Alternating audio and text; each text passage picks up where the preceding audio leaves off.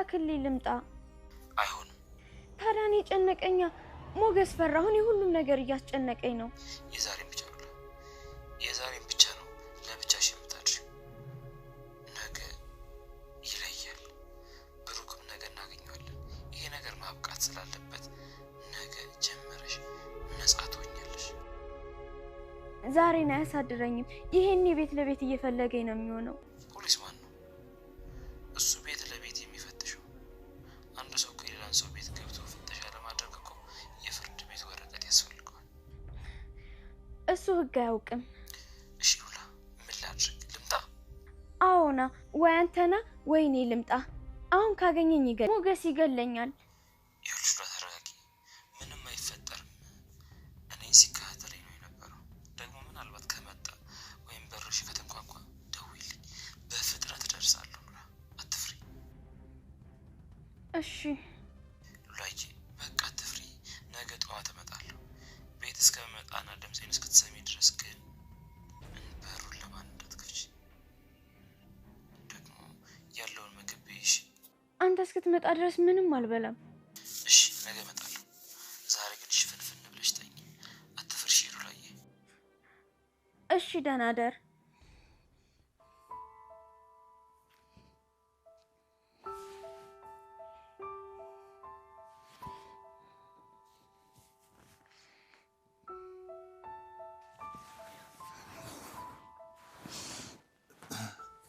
እዚህ ተኝ ቅድስት።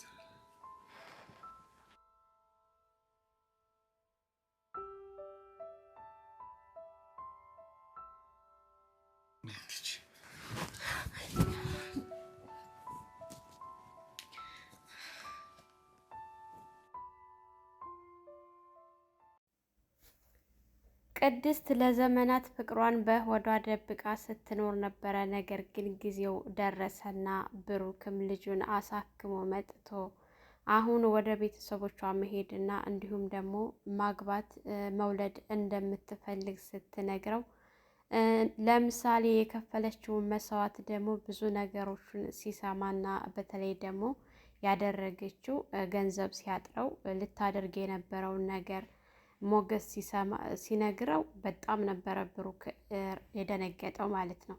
ይቺ ልጅ ምንም የምታውቅ ልጅ አይደለችም እና ስለዚህ በተለይ የእሷ ውለታ በጣም ከባድ ነው ብሎ ስላለው እሷ መውለድና እንዲሁም ማግባት እንደምትፈልግ ቤተሰቦቿ በተደጋጋሚ ትዳር መያዝ እንዳለባት ሲነግሯት ያንን ስትነግረው እንግዲህ ሸኘኝ ልሂድ ስትል መሸኘት አልፈለገም። ከሱ ጋር እንደምትሆን ምንም ነገር እንደማያጎልባት ቃል ገብቶላት ከሱ ጋር እንድትሆንም ተስማምታ ፍቃደኛ ሆናለች። ነገር ግን ደስ በሚል ሁኔታ ብሩክም እንደዚች አይነት ሴት ይገባው ነበረ።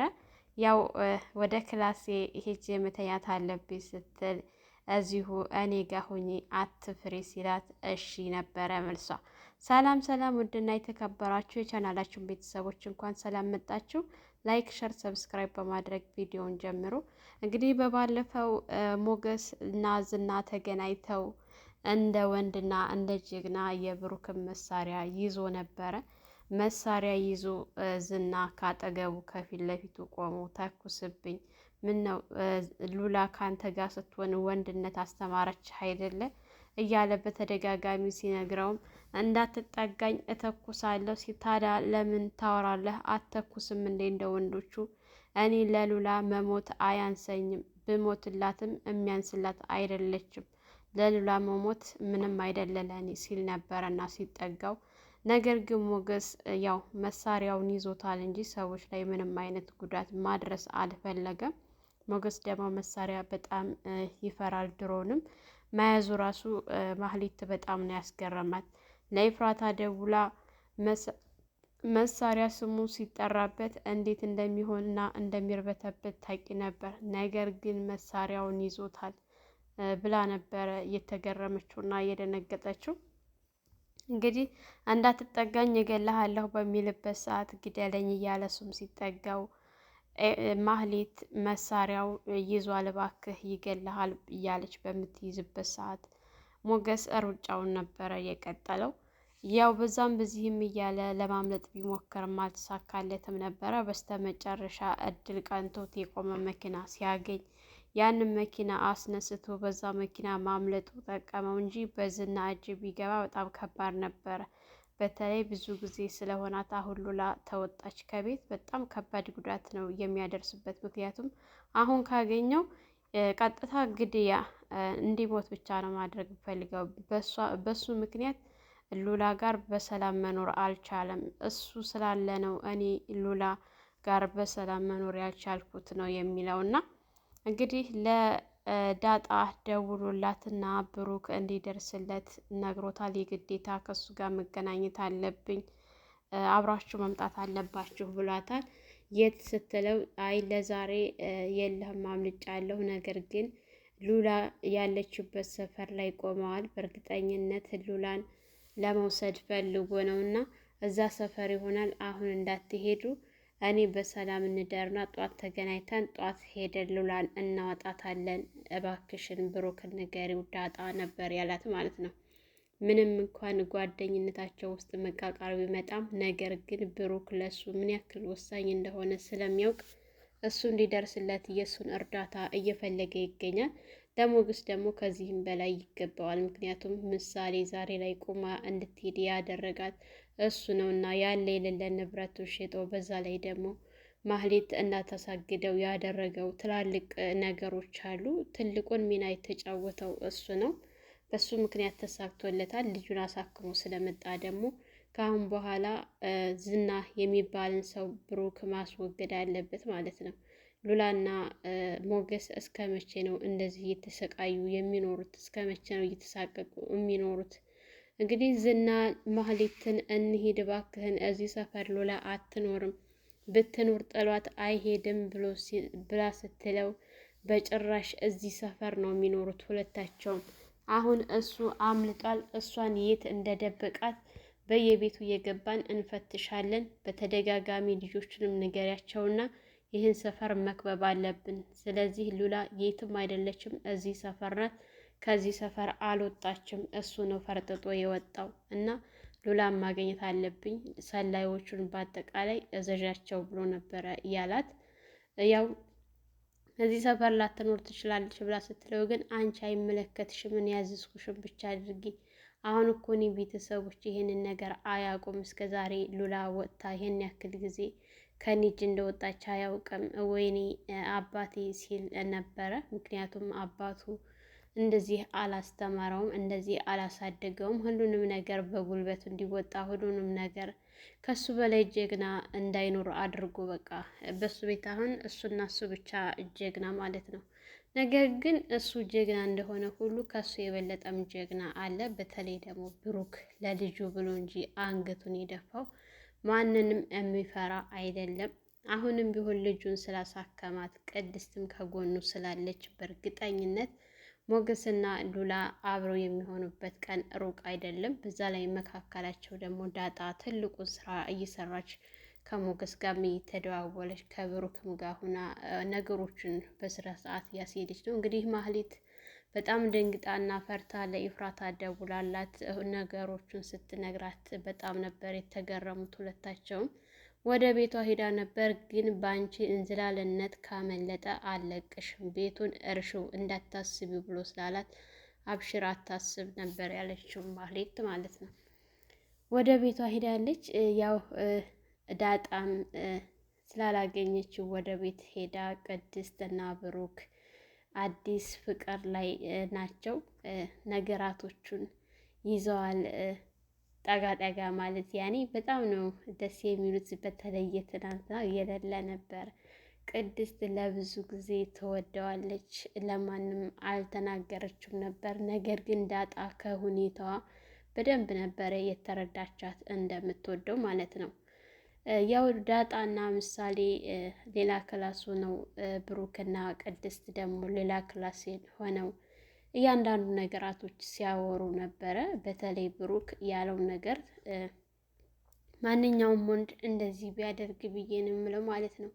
ከአሁን በፊት የምወደው ሰው አለ ብለሻል። የምትወጂው ሰው ካለ በልብሽ እኔ መካከል መግባት አልፈልግም፣ ከሌለ ግን እኔ ብቻዬን ነኝ እንደምታየው ነበረ ብሎ ጥያቄ ያቀረበላት ማለት ነው።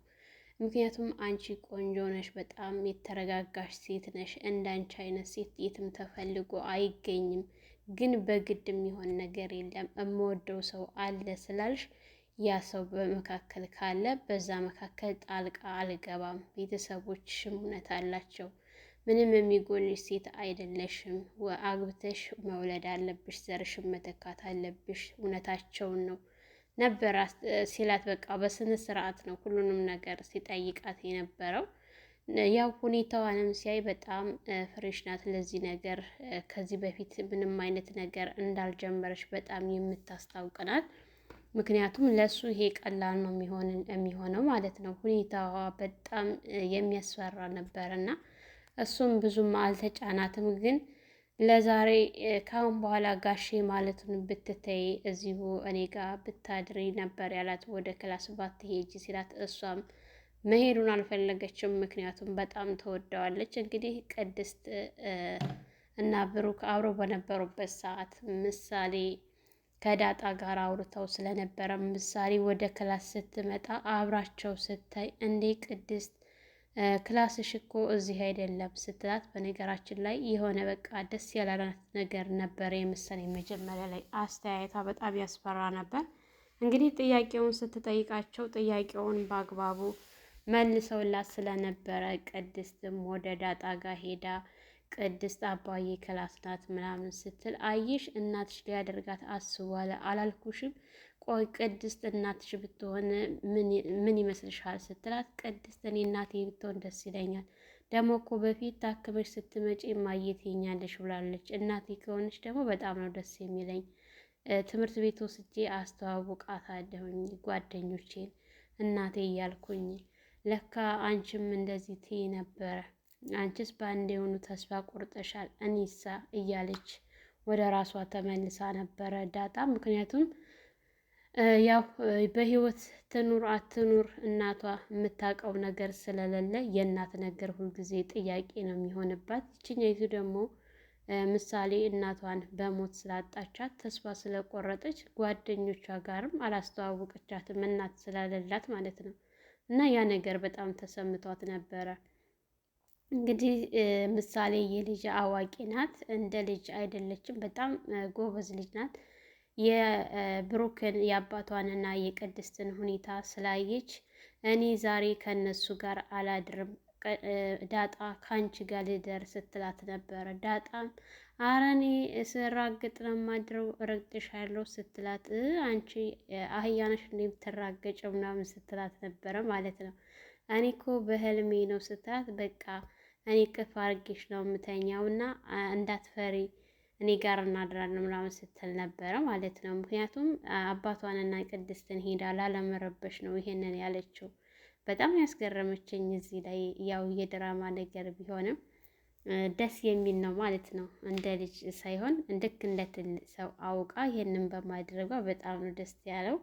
ያው ለብሩክ ብዙ ነገር ሆናለች። እሱ እንዳይታሰር እስር ቤት ገብታለች። ገንዘቡን ለማግኘት ስትል ራሷን አሳልፋ ልትሸጥ ነበረ። ብሩክ ያው ሞገስ ደረሰለት እንጂ ማለት ነው።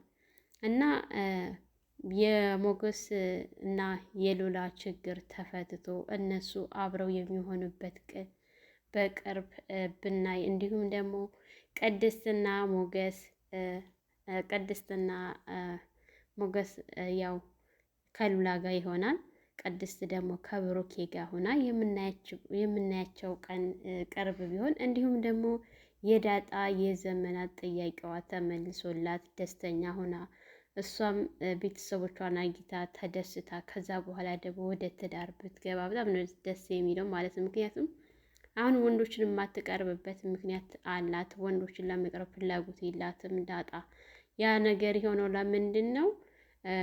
ወንዶቹ ምናልባች ወንድሜ ቢሆን የሚል የሆነ በቃ ዘመዴ ቢሆን የሚል ፍራቻ ስላላት ሰው አትቀርብም። በተለይ ወንድ ልጅ ማለት ነው። በጣም ነው የምታሳዝነው ሀቂቃ ዳጣ። እና ያው የቅድስትና የብሩኬ ነገር በጣም የሚያስደስት ነው። እንግዲህ ለዛሬ እንደምንም ብለሽ አብሽሪ አትፍሪ ብሏታል ሉላን ሞገስ። ለዛሬ እንደምንም ብለሽ ተለይተሽ ካደርሽ እኔ ነገ በጧት እመጣለሁ ከብሩኬ ጋር አትፍሪ ሉላ፣ አይዞሽ አብሽሪ። እኔ አሁን ብመጣ መምጣት ከፈለግሽ እመጣለሁ፣ ግን ለሚፈጠረው ነገር ሪስክ ተወሰድሽ ብሎ ሲላት ፈራች።